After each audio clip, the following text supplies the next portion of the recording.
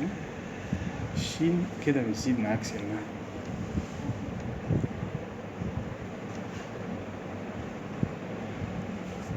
أقطعها لك عشان تعرف الاتجاهات بتاعتها. حرف الواو هنا ماشي كده، وتجيب واو منتهية في نهاية الكلمة.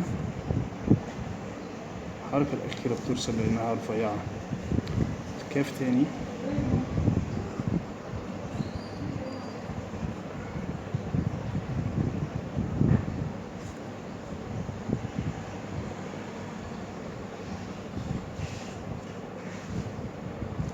بس لسه ليه الكف كده طويلة كده؟ الإيه؟ المصحف الكف كانت معمولة كده بس ده طويل.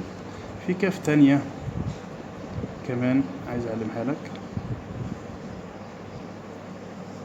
لا كده كده. أيوة، كاف زنادية كده برضه شكل جمالي حلو. ماشي.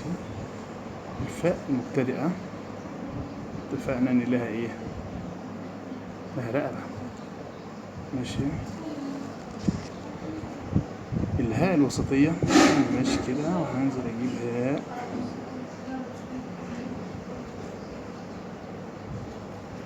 واو.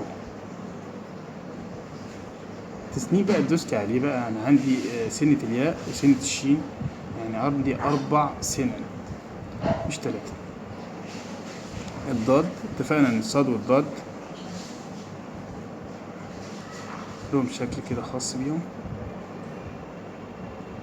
عندي سنة تانية بتاع الياء والتاء مربوطة